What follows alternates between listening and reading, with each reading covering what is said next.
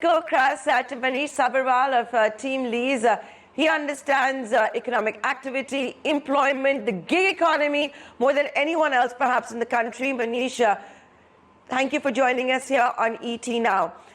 I guess you can look at lockdown 3.0 or partial opening, whether you're a person who views the glass as half empty or half full. But having said that, in the absence of a fiscal package, you are going to see economic activity coming back with more muster than what you saw perhaps being announced earlier for 23rd April onwards. There has been a lot of talk this week that, a bad economy can prove to be more lethal than coronavirus itself. If I could first get your initial reaction with what's been announced for the red, orange and green zones. I think somewhere between 60 and 70% of GDP is what is back on track. So I think that yesterday's announcement was overdue. I think after the 21-day lockdown, a one-size-fits-all lockdown was not appropriate for a poor country like India. It was not appropriate for 63 million enterprises, of which only 19,500 have a paid-up capital of more than 10 crores. So I'm really glad that, we're all in the same storm, but we're not all in the same boat. And I think yesterday's announcement recognizes that we had to move to some kind of sort of glide path. So, we still obviously want the medical professionals to be in charge of what next step should be, because we don't know whether we're in the middle or the end of the virus. But my sense is that all this lift up was going to be a gentle sunrise rather than a bout that goes on. And so I think that in the current circumstances, what we got last night is a huge relief for many employers.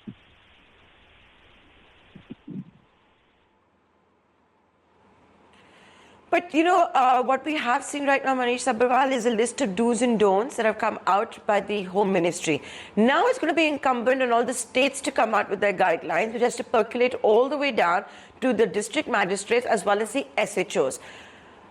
On Monday morning, how confident are you that you will see a significant pickup in business activity, that people will be successful in going to offices, having the factories open? And that's, of course, in the absence of a fiscal package, in the absence of any demand that is going to come in on Monday.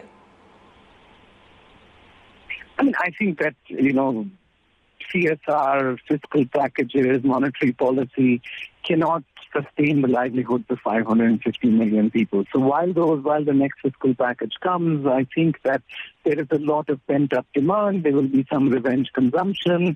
People are tired of working from home, some people at least, because they can't. And about 75 or 80% of our labor force can't work from home. So there's, the cognitive, people who work with their minds can work from home, but people who work with their hands and legs can't. And so I think that there will be a fog of war kind of confusion, transmission losses between how the, rules are written, credit practice and enforced. There will be some inefficiencies. But I think over the next 30 to 60 days, what we needed was a light at the end of the tunnel. I think the light at the end of the tunnel is here now, and now all of us can start planning.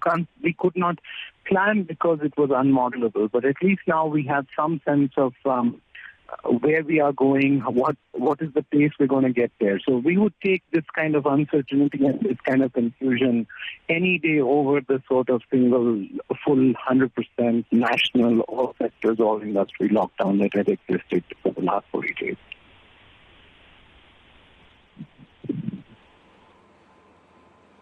But Manish, I understand that you can't have a country as large as ours relying solely on fiscal package, but you've had a black swan event, which is, of course, COVID. The Prime Minister himself declared war. So it's time for the government to also take steps that are usually seen post-war, whether it's a New Age, New Deal, something you saw post-1929 or even post-World War II.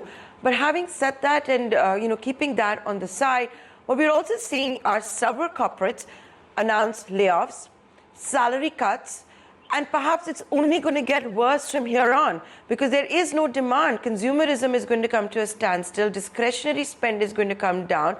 Rural spend may come down. And that still needs to be grappled with. We don't know the full scale of unemployment or salary cuts as yet.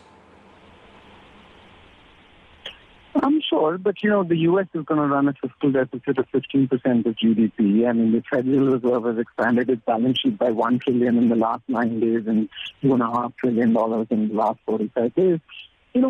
Just like the coronavirus is particularly painful for patients with pre-existing conditions, the Indian economy has pre-existing conditions. We are a poor country. Our per capita is $2,000 per capita income. So the 6.5 target fiscal deficit, 3.5% at 3 states, is probably already at 8 or 9% in the drop in revenues.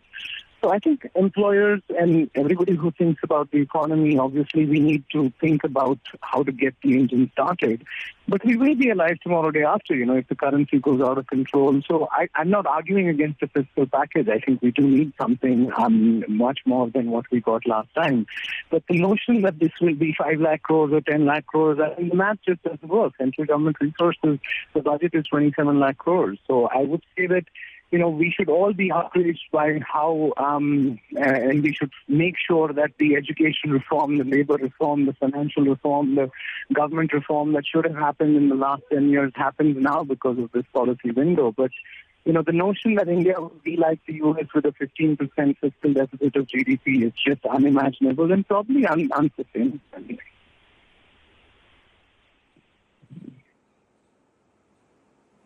1991, when we saw the unimaginable by Narasimha Rao and Manmohan Singh, I think that's what the public really wants to see. But let's not speculate on it because let's wait for the government to come out with that fiscal package. But Manish Sabharwal, I have you on ET now.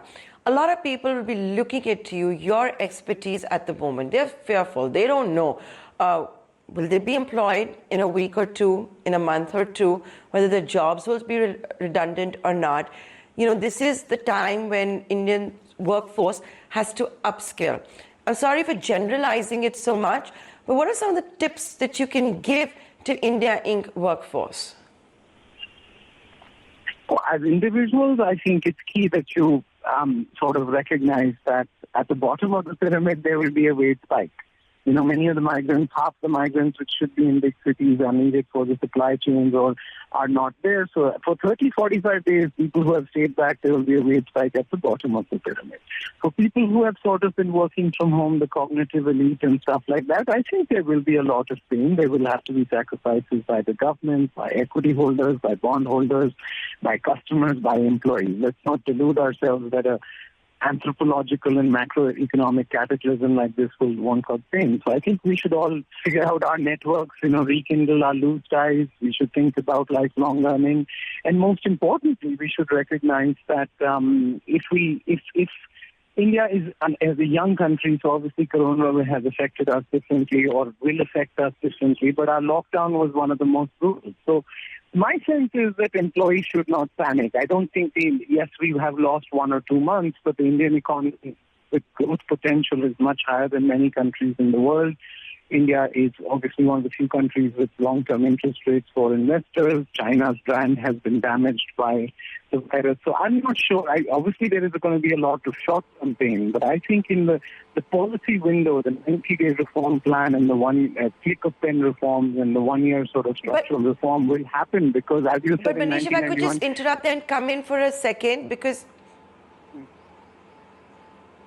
Sorry to interrupt you there. If I could just come in because you were making a very valid point there as well and an important one, that it's time to not panic. But when you say that, look at certain sectors which will not see any visibility, may not see any activity for considerable amount of time. Aviation, F&B, hospitality, tourism, these are large-scale, labor-intensive sectors. People employed there. What's the advice you can give to them? Because, it's very difficult to believe that there'll be any V-shaped recovery or any visibility in the short term. And when I say short term, I'm talking about perhaps as long as 12 months, 18 months. Yeah, but the skills of exactly the sectors that you talked about, hospitality, restaurants, aviation, are soft skills. I mean, overall, the trend is that soft skills are more valuable than hard skills. So the adjacency to these people's skills are jobs in sales, jobs in customer service. And jobs in sales and customer service, either because of revenge consumption or because of the latency in supply chains or the sort of stuff coming back. So for these people, if their particular sector or company or industry is not coming back in a hurry, I think there will be a lot of opportunities in adjacencies. So for the ones which will be affected the most, the industries you talked about, they could easily consider jobs in sales and customer service, which I think will be the first and fastest to come back. Whether it's V-shaped, U-shaped, or bathtub shaped, we'll see. But I think that India will recover faster than countries which are much older than us and much richer than us, because we have to.